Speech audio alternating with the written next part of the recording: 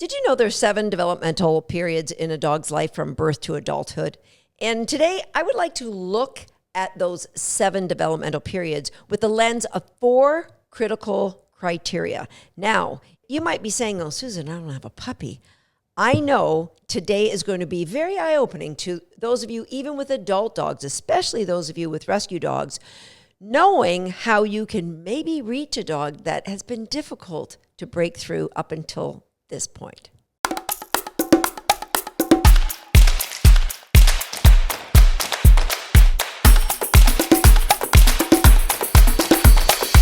Hi, I'm Susan Garrett. Welcome to Shaped by Dog. 4 critical elements that we are going to be talking about today. And I think these are going to be critical to every dog owner. I'm going to be walking you through the stages of development of a puppy from birth to adulthood. But these 4 critical elements are going to be eye-opening to you as I put them as a filter or a lens over each stage. Okay, so let's cut right to the chase. What are those 4 critical elements? The first one is your expectation. As a dog owner, as a pet owner, your expectation of your dog, your expectation of yourself. Super important that you keep the two of them distinct. That what are you expecting of your dog's behavior at this moment? What are you expecting of yourself to help your dog achieve the ability to give you that behavior? Now, when dog training goes wrong, it's always one of 3 things. Number 1, it's the skill. And it's going to start with your skill. Your skill as a dog trainer to convey to your dog how to do exactly what you want them to do without having any kind of bribery or reinforcement on them. Can they do what you expect them to do? And in order for them to be brilliant, I'm sorry, my friend, you have to be brilliant. You really have to start to learn more about not just how to train, sit down and come, but the understanding of what motivates a dog, of how a dog's fears impact their behavior. So number 1 is skill. And your expectation of your dog's skill and your expectation of yourself in learning how to convey that skill to your dog. Number 2 is environment. And that is the environment that you're asking your dog to do whatever behavior it is, an environment that you've trained in and hasn't changed for the dog. Is this a fair environment? Because keep this in mind, environment always wins. It doesn't matter who the dog is. If there's nothing to compete against the environment, AKA the skill level that you've put in, environment always wins. So environment is going to produce some surprise for the dog that is going to have them say, yeah, there's more value over here than there is over there, unless you have put in the skill to have that dog change their mind. Now, what is the third factor? And the third factor is will. And this one is a little bit controversial because to me, my dog's will to do what I ask them to do is all dependent on my ability to inspire that dog through motivational games, to want to have a relationship with me, to want to be my teammate, to want to hang out with me. And so that isn't a given. Now, for some of you, maybe it has been. And bravo to you. But I don't believe the expectation should be. Now, some people say if the dog chooses to not do something, they're being willful. Their will is saying, I'm not choosing that, therefore I need to go to coercion. I don't believe that's necessary. I believe we can use whatever that dog loves, even something from the environment, as a reinforcer to build the will to want to work with you. So 4 critical elements to all dog training. Your expectations of your dog, your expectations of yourself. Because I'm just going to remind you this, and I know you've heard it from me before if you're a regular listener. I believe our dogs will always do the best they can with the education we've given them, AKA the skill, in the environment that we've put them in. They're always going to do the best. So if they run after a rabbit when you expected them to come when they were called, that is their best. It isn't them being willful or stubborn or blowing you off. It's the best they can do in the presence of a rabbit right now. All that you need to do is say, wow, my expectation might have been a little out of whack, and I need to dig deeper into this game-based training that Susan Garrett talks about. More on that later. Okay, so those are the 4 critical elements. Now let's talk about the developmental stages that I said up front. There's 7 of them. Now, the first few are really the ship sailed. Number 1 is a neonatal period, and that's from birth till 2 weeks of age. And why I'm even mentioning it, because we're not going to have any expectations of the puppy. I think it's really, really important for everybody to know. You might not know this. That's why I'm going to just squeeze it in, that puppies are born without the ability to regulate much of anything in their life. They can regulate heat and cold to a certain extent, in that they can snuggle closer to mom, or they can crawl further away to get cool. And they can regulate their eating, in that they have the ability to use their nose and find milk source. That's pretty much it. They're born blind, they're born deaf, and they actually can't even pee or defecate on their own. They need co-regulation from their mother, in that after she feeds them, she will lick the puppy's bellies and then lick their genital areas to get them to relieve themselves. So 0 regulation on a puppy's part in the first 2 weeks of life. And then we get into the second stage, the transitional stage, which is 2 weeks to 4 weeks. And here's where puppies' eyes open, their ears open. Now, they still can't really see very well. They can see light, they can see shadows and blobs, but they really can't focus. So it's still, they're transitioning from complete dependence, but they can now amble around, bump into their litter mates. And in this period, they'll start regulating through voice, through vocalization. You'll start to hear peeps that turn into yips. And it's kind of hysterical, actually, as they go through these stages of learning to use their voice. During this stage, it's super important that these puppies get daily interaction with humans, touching, talking, that they learn the voices and the touch of the people in their life. Now, why am I telling you all this? Because some of the dog training problems you might be seeing might be related to these 2 first stages that your puppy may or may not have gotten. Now, I don't want you to be concerned and go, oh my gosh, now what? I don't think my dog got that. It doesn't matter. We're starting on square 0. I'm just saying that could have influenced it. I don't want you to worry about it. I just want you to move forward from that. All right, stage number 3. This is where the fun really starts. It's socialization period number 1. Now, some people put these together. I break them up into 2. So socialization period number 1 is from 4 weeks to 7 weeks. And this is where puppies really learn from their litter mates. Actually, they learn how to regulate when one of the litter mates is being a bully. One of the first things that I see in a litter of puppies is if they don't want to be picked on, they'll turn away. They'll turn their head, they'll turn their body. That's one of the first things that puppies do. They start learning all of these little cues based on the response it gets from another puppy. Well, that worked. Now, these are innate. They just come out of the dog, but it creates a response they're looking for, and then you'll see more and more of them develop in that first socialization period. So interacting with their litter mates is super important. So those of you who have a singleton, like my guy Swagger, there may or may not have been any interaction. I actually drove Swagger twice a week to play with other puppies in another litter the same age, but a lot of singletons get nothing. So that can impact the puppy's ability to self-regulate around other puppies or dogs. So in this first socialization period is really where you see the puppies start being operant, in that they learn.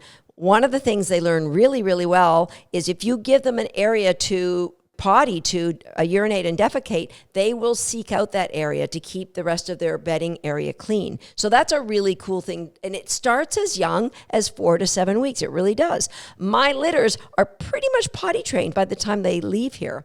So socialization period number 2 goes from 8 to 12 weeks. Now, this may be more pertinent for you because most of you won't be getting your puppies before that age, and ideally you shouldn't.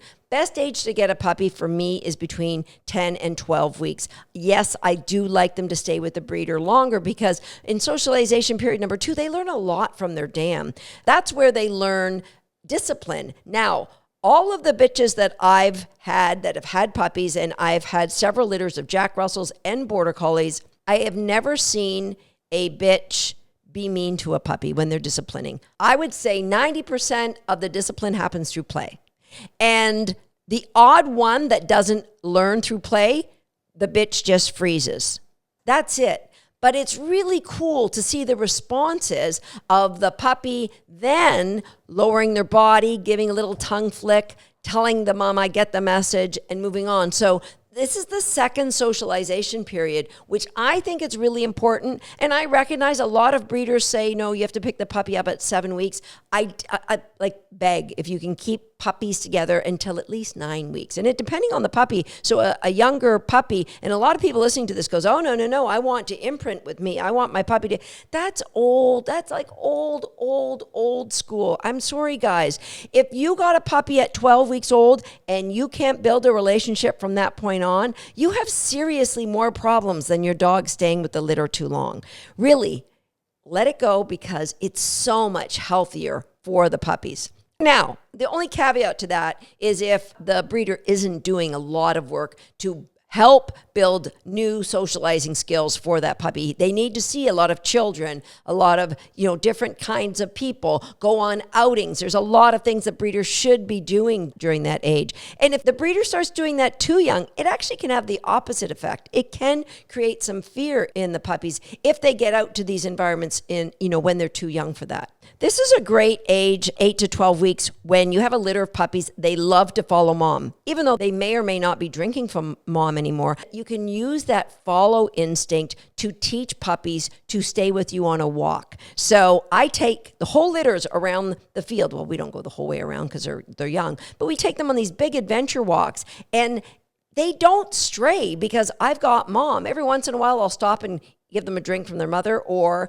give them reinforcement from me. So they're learning to follow humans. It's an amazing time as a breeder that you can teach new things, the adventure walk being one of them. Just know that in 8 to 12 weeks is where you could possibly see the first fear period in that dog, and the environment alone can be scary. So the environment in a litter, puppies are brave, but when they're alone, environments can be scary. So you are the big comforter. You are who the puppy turns to get their confidence from. And take advantage of that, meaning this is the time when you get your puppy home at 9, 10, 11, 12 weeks old, that you should start playing those bonding relationship games like our recallers or our homeschool the dog games.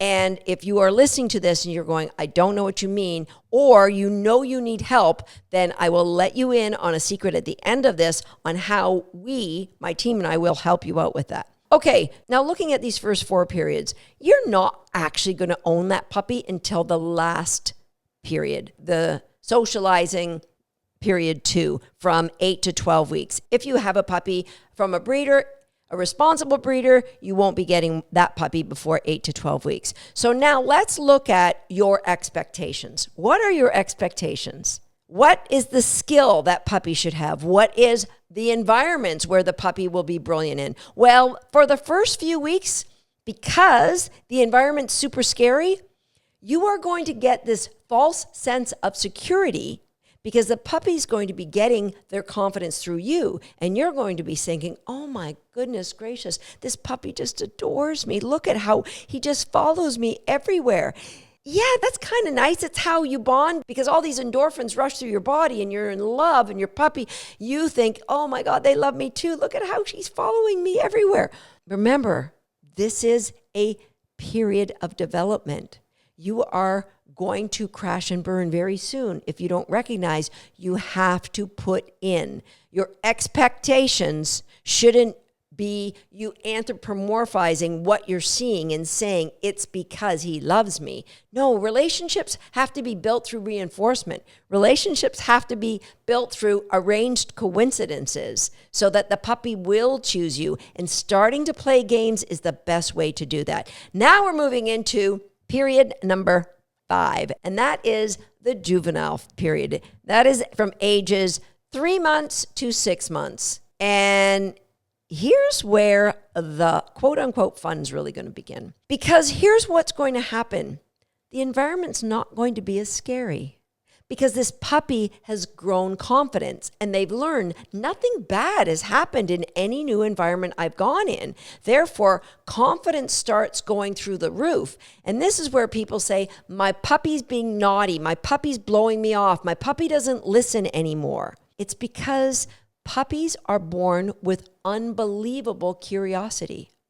And so if you haven't put in some layered foundation to help grow that relationship, go back to what I said off the top. Environment always wins. Environment always wins. Now, if you're in a pickle because of this, it can be fixed. Don't get too concerned.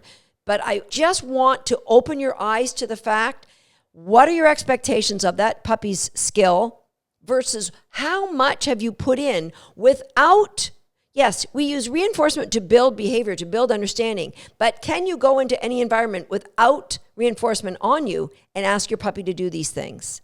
That's where we're heading. And until we get there, we need to manage in environments. Don't let them have access to bunny farms because they're going to make choices you're going to think are bad, but they're not bad.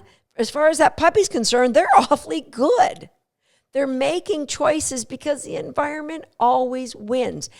Period number 5 is a biggie.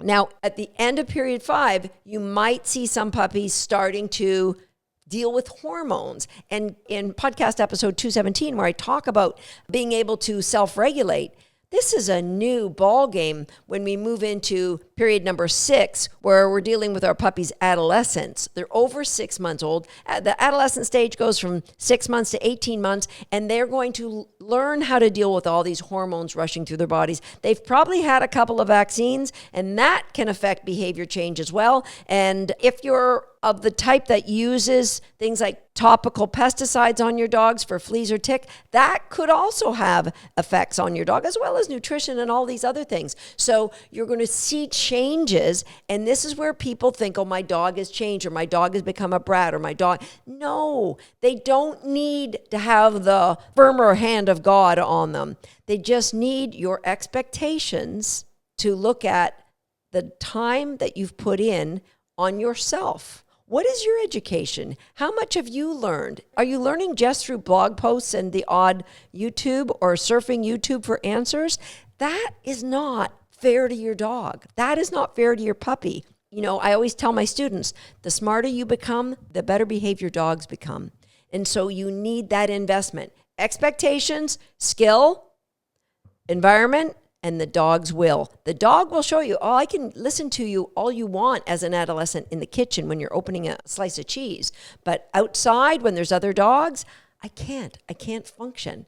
And you see, it's not the dog's fault. They're always doing the best they can. I think it's super important that you understand that. We move to our final stage, which is from 18 months to anywhere around 3 years, that dog is finally mature. 18 months, they may look their physical height, and they may not grow substantially after that, but emotionally and mentally, there is still a long way for them to go. So please don't have the expectations be like they should know better now. They are an adult dog. They might physically look like one, but they are a long way from being that adult dog. Now, when you think of your own dog, whatever stage of development that they are in right now, you've got to think about the training of both the skills you want for them to be an amazing family pet and the emotional well-being conditioning that you need to put in time so that you are building positive CERs, positive conditioned emotional responses to environments that they need to go to, including the veterinarian or maybe the groomers.